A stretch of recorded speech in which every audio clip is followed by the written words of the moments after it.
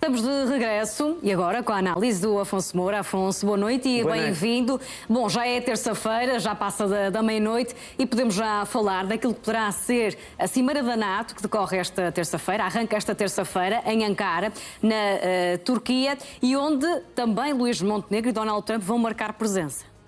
Exatamente, Bruna. Já passámos da meia-noite, efetivamente. Este grande evento da NATO deste ano vai-se realizar na Turquia, que não é um membro fundador da Aliança Atlântica, mas entrou muito cedo, não é? A partir ali de 52, com a Grécia. Muito interessante nós vermos estes dois países do Mediterrâneo Oriental que se juntaram a esta aliança que, teoricamente, seria a Atlântica. E, de facto, sim, terça e quarta vamos ter os olhos de uma grande parte do mundo fixada nisto que vai ocorrer. Nós já começámos a tocar, a aflorar este tema na semana passada. Um dos senhores que eu mencionei faz parte da administração de Donald Trump, Elbridge Colby, que falou numa espécie de NATO 3.0. Ou seja, o que é que vai ser esta NATO 3.0?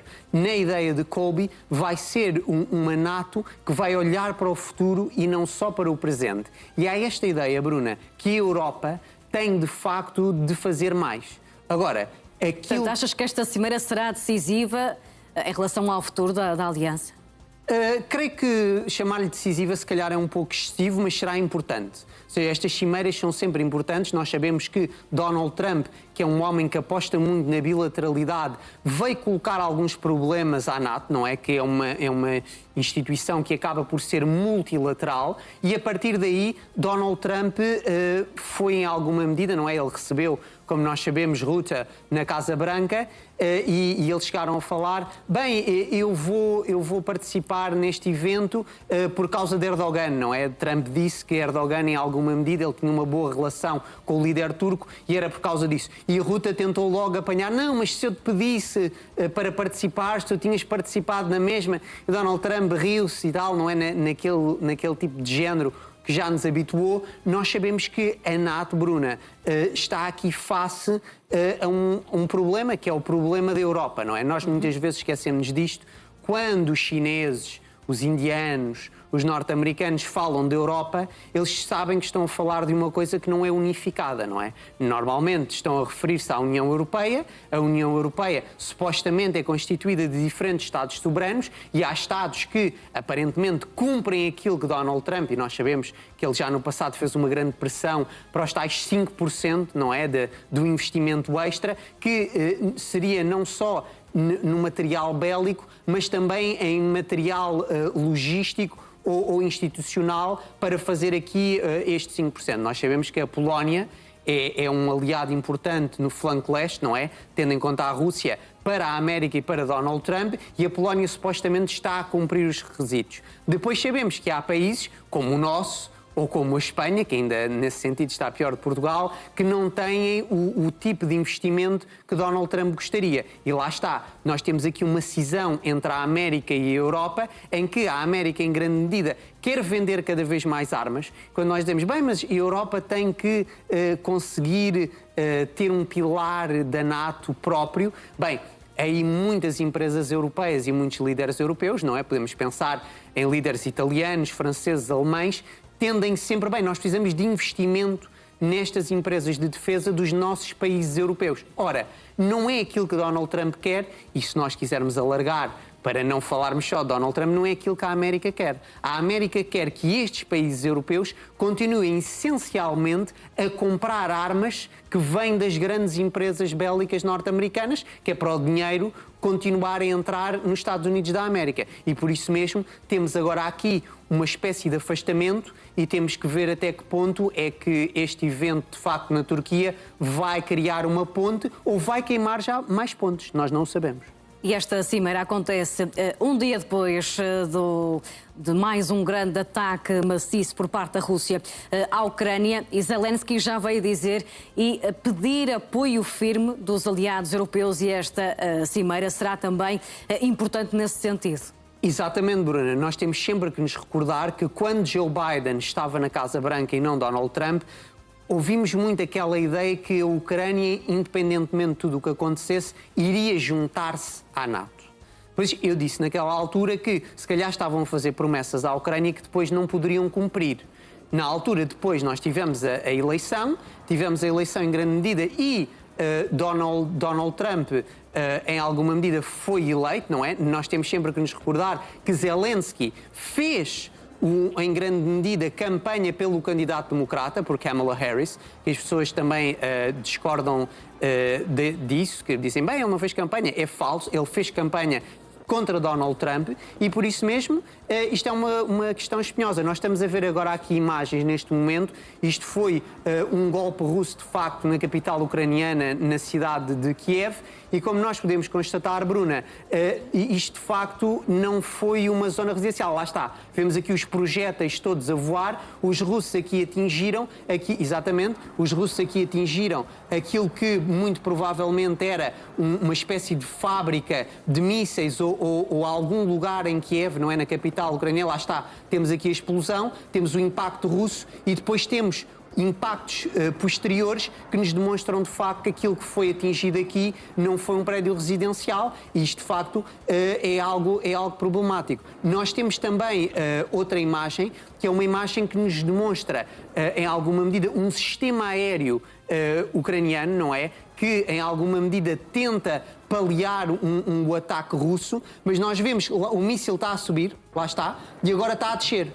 E reparemos que depois bate provavelmente numa zona residencial. Isto não foi um golpe direto russo, foi um mau funcionamento neste sistema aéreo de defesa ucraniano que tentou interceptar o ataque russo e, infelizmente, para os ucranianos não funcionou como seria expectável e acaba por cair. Nós estamos a vê-lo neste momento a cair e tu mencionaste bem, quer dizer, a NATO neste momento está aqui também numa encruzilhada. O que é que vai fazer face a esta realidade? Nós sabemos, Bruna, que, por exemplo, a Turquia tem jogado um papel de mediadora ou de tentativa de mediar, pelo menos, já desde 2022. Nós temos sempre que nos recordar que nós tivemos uma delegação ucraniana e uma delegação russa no início de 2022 para parar esta operação militar especial, como os russos chamam, em território ucraniano. Depois sabemos que Boris Johnson visitou Zelensky e ter-lhe dito, não, tu vais derrotar a Rússia no campo de batalha,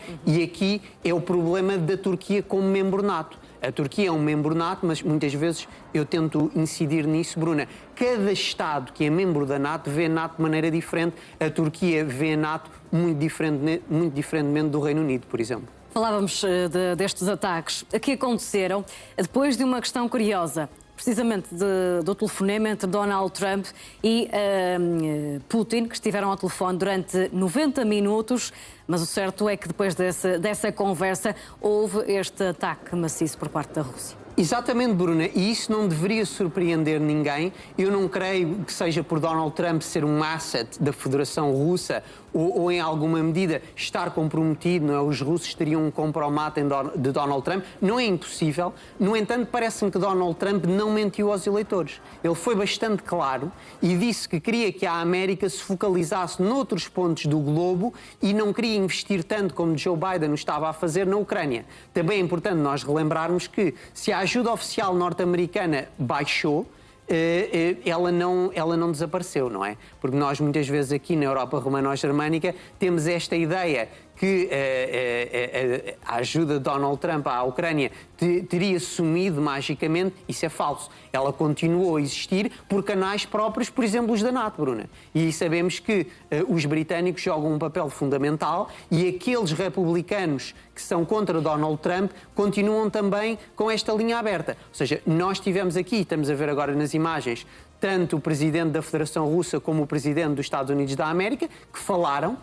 A nível humano, eles têm uma boa relação, mas quer dizer, nós sabemos que depois daquele encontro no Alasca, nós tivemos a capacidade de atingir algumas modificações e tentar parar esta carnificina. Aquilo que Vladimir Putin disse na altura a Donald Trump é que em 2 oblasts, em Kherson e em Zaporizhia, a Rússia ia gelar a linha e a linha ia ser aquela que estava e a Ucrânia tinha que se retirar do Oblast de Donetsk. Nós sabemos que Konstantinovka, o terceiro grande bastião que ainda estava em mão dos ucranianos, já caiu. Ou seja, os russos já avançaram e já tomaram Constantinopla e agora sobra Slaviansk e Kramatorsk, que em alguma medida já estão a ser golpeadas também pelo poder drónico dos russos. E por isso mesmo nós temos que nos recordar que a Federação Russa mantém aquilo que nos tinha dito anteriormente. Ela espera que esta situação na Europa de Leste se possa resolver diplomaticamente. Mas se não se puder resolver diplomaticamente, eles vão continuar e vão resolvê-la militarmente. E da Ucrânia, vamos para o Médio Oriente. Têm decorrido as cerimónias fúnebres do Ayatollah Ali Khamenei. Nós temos o Alfredo Leite, que está em direto do Irão, é o único jornalista em direto, e ele hoje fez a reportagem no local e mostrou os milhares de milhões de pessoas que, apesar do calor e da segurança apertada, fazem questão de estar no último adeus ao Ayatollah.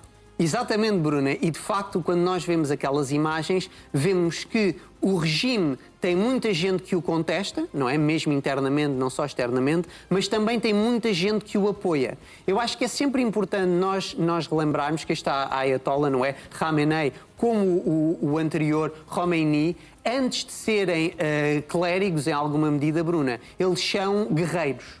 Ou seja, nós temos sempre que nos recordar que o regime iraniano não é um regime teocrático, é um regime trincheirocrático. O Irão é uma trincheirocracia e, de facto, é importantíssimo que o NAU tenha um jornalista lá para nos mostrar também esse outro lado, não é? Que muitas vezes teima a chegar aqui, porque, como nós sabemos, o Irão é um país mais fechado em termos comunicativos, mas o Alfredo Leite está a fazer um trabalho fenomenal e é algo que eu acho que tem que ser continuado e tem que ser um exemplo para a mídia toda aqui em Portugal, e o NAU está de parabéns por isso mesmo. Agora, nós temos que ter sempre cuidado em não pensar que, bem, apesar do calor, apesar de tudo mais, isto demonstraria que toda a gente está a apoiar o regime. Isso também seria falso. É verdade que não toda a gente está a apoiar o regime. No entanto, nós tivemos não só a deslocação de iranianos, Bruna, como a deslocação de vários estrangeiros, não é? Estou a pensar, por exemplo, mesmo em norte-americanos que estiveram presentes e que demonstraram de facto que o Irão continua uma nação unida e uma nação que se uniu ainda mais depois dos ataques que recebeu, tanto da parte da América como da parte de Israel. É algo que nos demonstra de facto que nós estamos num mundo cada vez mais multipolar e por isso mesmo nós estamos a ver de facto aqui estas imagens, temos um grande ênfase também muçulmano, não é? Aqui temos que nos recordar sempre que aquela zona do globo é uma zona onde o Islão é muito importante e repara, Bruna, mesmo as divergências entre sunitas e xiitas, relembrarmos sempre que o Irão é uma nação primariamente xiita, não é? Desde o século XVI, não colocou um impasse nem uma barreira para que muitos sunitas, de facto, participassem nestas celebrações e prestassem a sua última homenagem a Ali Khamenei. E, de facto, isto demonstra-nos que não toda a gente quer viver como os ocidentais e que existem, de facto, diferentes cosmovisões no nosso mundo e isto, de facto, nós também aqui, nos 250 anos dos Estados Unidos da América, a mim não me parece que esta data tenha sido escolhida em vão pelo Irão, Bruna. Muito pelo contrário. É precisamente nesse sentido que seguimos a nossa conversa, no âmbito das celebrações e daquilo que são os 250 anos da independência, marcados este fim de semana por um discurso de Donald Trump. O que é que destacas daquilo que foi dito por parte do presidente norte-americano? Acho que o mais importante que Donald Trump disse, Bruna, foi um ataque claro ao comunismo. E é muito interessante nós percebermos, Donald Trump às vezes fala só para dentro, outras vezes fala para fora. Donald Trump aqui esteve a falar para dentro e para fora. Nós sabemos que cada vez mais o Partido Democrata tem políticos que são eleitos, podemos pensar em Mamdani, no caso de Nova Iorque, que se não se dizem comunistas, dizem-se pelo menos socialistas. Aqui é sempre importante relembrar aos telespectadores que durante muito tempo e dentro das histórias das ideias políticas, nós temos o socialismo como um sinónimo de comunismo. Agora as pessoas dirão, bem, mas não é bem assim. Por exemplo, aqui em Portugal nós temos um partido comunista e temos um partido socialista e não é a mesma coisa. Correto. Mas, no entanto, nós temos uma familiaridade entre estas duas ideologias que a determinado momento podem ter mesmo sido sinónimos. E nós temos que nos relembrar que esta força na América é algo que preocupa grandemente Donald Trump, não é? Esta ideia do comunismo. Mas isto também é uma mensagem, Bruna, para a China. Porque nós não nos podemos esquecer, não é? A Guerra Fria acabou em 89 com a queda do Muro de Berlim ou em 91 com a dissolução da União Soviética e as pessoas pensaram, bem, o comunismo agora acabou, não é? Nós já passámos o tempo da Guerra Fria. Lá está, porque dávamos o ênfase à União Soviética. E é verdade que a União Soviética dissolveu-se e nós estivemos a falar da Rússia. Bruna, um dos grandes problemas de todos aqueles que analisam a Rússia hoje é que pensam que estão a analisar a União Soviética. Ou seja, como se Putin estivesse a tentar reconstruir o imperialismo soviético e a Rússia está completamente noutra visão. Ou seja, a Rússia já entrou plenamente no século XXI e deixou a União Soviética para trás. Mas muitos continuam a não percebê-lo. Mas lá está. Isso era a questão de Moscovo. E a questão de Pequim? Porque repara, Bruna, nesse final do século passado, as pessoas pensaram, bem, a China agora vai seguir o mesmo caminho da União Soviética, vai mudar de regime político, mas isso não aconteceu. E Donald Trump sabe, e uma grande parte daqueles que estão à volta de Donald Trump e de muitos falcões norte-americanos, sabem que a China é o grande inimigo da América para este século XXI e, por isso mesmo, Donald Trump, quando ataca o comunismo, está a atacar o Partido Democrata e aquilo que ele vê como uma deriva dentro desse partido, mas está também a atacar a China. Não nos podemos esquecer, Bruna, que independentemente de gostarmos ou não, a China tem hoje o partido mais importante de todos os partidos à face da Terra, não é? Que é o Partido Comunista Chinês. Certo, o maoísmo não é o stalinismo, mas nós continuamos dentro de um imaginário comunista e Donald Trump está extremamente preocupado com isso e extremamente preocupado também com os problemas internos norte-americanos que, com a dificuldade, por exemplo, de as pessoas adquirirem casa, cada vez mais pessoas se viram para este tipo de ideologias e isso é algo que pode modificar a política interna norte-americana, não é daqui por 10 anos, Bruna, é daqui por um ano. Há quem diga que o discurso de Donald Trump mostrou uma mensagem não muito conciliadora. Tu concordas desse ponto de vista? Sim, concordaria com essa análise. Quer dizer, Donald Trump não é um homem conciliador. Mas repara, os grandes políticos não são, Bruna.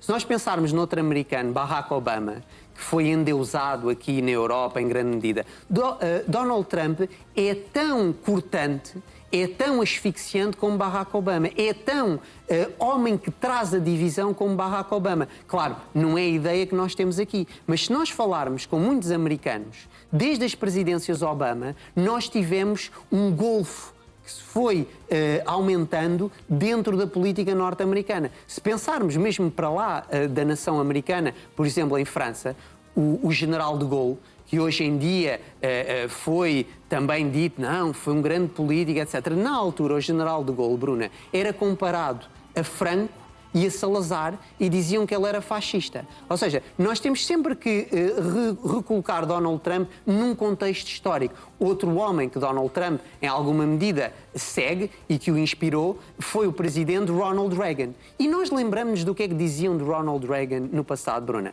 Há um ponto muito interessante, não é, nessa década de 80, que eu quero partilhar aqui com os telespectadores. Ronald Reagan acabou por meter as tais tarifas, não é, contra as motos japonesas. Kawasaki, por exemplo, porquê? Porque as motos japonesas, Bruna, e os japoneses no geral, eram mais competitivos economicamente e estavam a inundar o mercado norte-americano e estavam a colocar um problema gigantesco para, por exemplo, aquelas grandes motas, as Harley Davidson. O que é que Ronald Reagan fez? Meteu tarifas para proteger as motos americanas contra as motos japonesas. Esta história das tarifas que Donald Trump vai buscar e que caiu-lhe tudo em cima, eu percebo porquê. Os liberais não gostam de tarifas, mas quer dizer, a vida não é feita só de liberalismo. Os Estados Unidos da América passaram a ser a maior potência à face da Terra, Bruna, porque foram protecionistas. Os Estados Unidos da América acabam por suplantar o Império Britânico porque protegem as suas indústrias nascentes. E isto é algo que nós vimos ao longo da história, vimos Ronald Reagan a fazê-lo, vemos agora Donald Trump. Donald Trump não é aqui uma exceção, Bruna. Acaba por estar mais na regra do que as pessoas têm ideia. Apesar dessa questão, parece que Donald Trump, em alguns assuntos, e avançamos agora para o próximo, a questão do Mundial, se intromete demasiado. Agora, com a exigência que terá feito ao presidente da FIFA de anular aquilo que terá sido o cartão vermelho a um jogador dos Estados Unidos. Isto, de facto, a carta na manga de Trump vence sempre. Entretanto, Trump já veio confirmar hoje que, de facto, fez esse pedido. Exatamente, Bruna. Trump veio falar do futebol, quer dizer, como se fosse um grande especialista, um grande comentador futebolístico, e nós, de facto, chocamos com isto, e isto é basicamente muito estranho, não é? Porque temos aqui uma influência exterior política do presidente dos Estados Unidos da América, que é um homem poderosíssimo, não é? Que faz em alguma medida um toque a Infantino da FIFA. Nós depois não estamos dentro daquilo que ocorreu exatamente, mas parece que, e o jogo vai começar daqui por minutos, Bruna, para quem gosta, não é? A Bélgica contra a América, e este jogador que tinha recebido um cartão vermelho, na realidade, vai poder jogar. Ou seja, nós temos aqui uma interferência externa que levanta muitas questões sobre a idoneidade da FIFA e do futebol, e nós tivemos várias reações sobre isso, não é? Nós tivemos, por exemplo, lá está, temos aqui o árbitro, isto é inteligência artificial, temos aqui o árbitro em grande medida a dar o cartão vermelho ao jogador americano, e ele mostra o cartão de Trump, não é? A Trump Card. Sim, entretanto, as redes sociais começou a surgir muitos memes associados a toda a questão. Exatamente, e isto de facto é fascinante, de facto, ele a mostrar a carta de Donald Trump e a dizer, não, Trump está comigo e em alguma medida eu estou acima das regras, eu estou acima da lei, e de facto... Mas mais do que a inteligência artificial, há mesmo quem tenha reagido a esta decisão por parte de Donald Trump. Temos aí dois exemplos. Exatamente, temos dois tweets sobre isso, e mete muita piada, porque é aquele que Donald Trump fala na altura de Mike Pence. Lá está, temos aqui... podemos falar neste primeiro. Este é o de Adrian Vermeule, que é um dos maiores pensadores vivos neste momento na América, e ele escreve ali em cima: The Belgians suffer what they must. Ou seja, os belgas sofrem aquilo que devem. E depois a explicação que o jogador norte-americano Balogun vai estar livre, e Adrian Vermeule faz aqui uma referência ao quê, Bruna? Há um autor que nós já falámos, que é Tucídides. Esta ideia de que os belgas vão ter que sofrer aquilo que devem é a ideia do que o Tucídides escreve na Guerra do Peloponeso, que os fortes fazem, grosso modo, aquilo que querem, e os fracos têm que depois sofrer as consequências. Neste caso, os fortes são os americanos, os fracos são os belgas. E temos também outro tweet, de facto, aqui sobre isso, e esse aí remete-nos para a eleição de Donald Trump contra Joe Biden, e foi... exatamente, aqui temos esta Molly senhora, Roberts. Exato, Molly Roberts, que diz que o Gianni Infantino teve a coragem que o Mike Pence não teve.